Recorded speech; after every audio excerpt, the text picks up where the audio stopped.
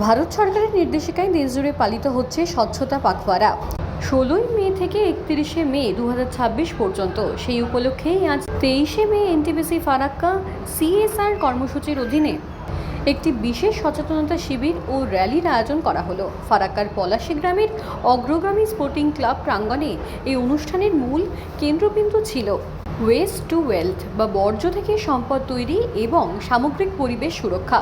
এদিন কর্মসূচিতে মূল আলোচনা করা হয় কিভাবে আমাদের চারপাশের পরিবেশকে আবর্জনা ও দূষণমুক্ত রাখা যায়, বিশেষ করে দৈনন্দিন জীবনের ফেলে দেওয়া বিভিন্ন বর্জ্য পদার্থ বা গার্বেজ কিভাবে সঠিক উপায়ে পরিষ্কার রাখা সম্ভব এবং গোবর থেকে কিভাবে পুনর্নবীকরণযোগ্য শক্তি বা পরিবেশ বান্ধব এনার্জি তৈরি করা যায় সেই বিষয়ে গ্রামবাসীদের সচেতন করা হয়। এনটিপিসি ফারাক্কার সিএসআর বিভাগের সিনিয়র অফিসার জানান, ভারত সরকারের স্বচ্ছতা অভিযানের অঙ্গ হিসেবে আমরা এই সচেতনতামূলক প্রোগ্রাম ও র্যালির আয়োজন করেছি।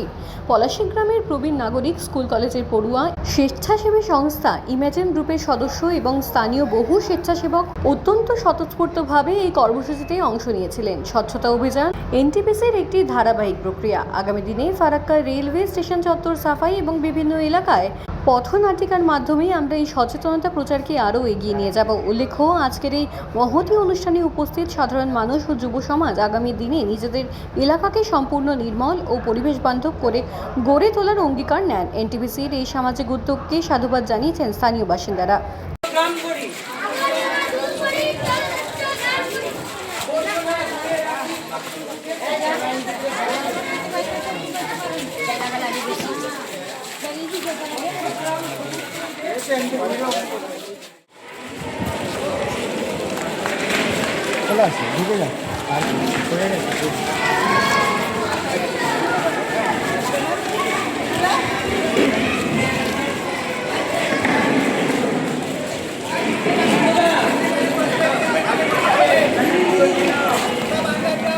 স্বচ্ছতা পাকড়ার যে ১৬ মে থেকে ৩১ মে অবধি গভর্নমেন্ট অফ ইন্ডিয়ার হচ্ছে, সেই উপলক্ষে আমরা একটা অ্যাওয়ারনেস প্রোগ্রাম এবং তার সঙ্গে আমরা র্যালির অ্যারেঞ্জমেন্ট করেছি।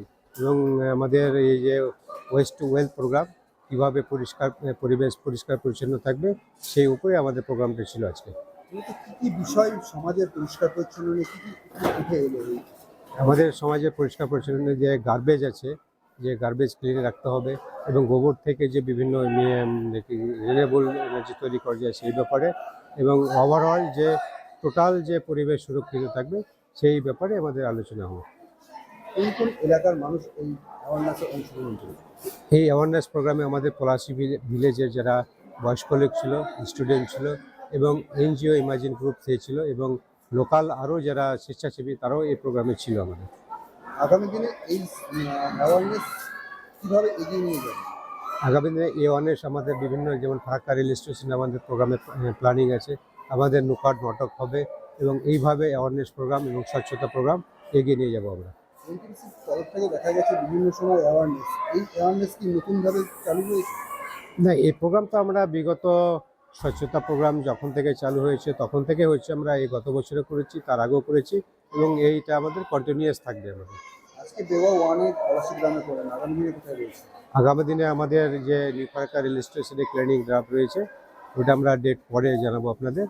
আরও নুকাট নাটক আমরা বিভিন্ন জায়গাতে পরিবেশন করবো স্বচ্ছতা। নাম আমার নাম Ziaruddin Ahmed, junior officer, CSR, NTPC Farakka.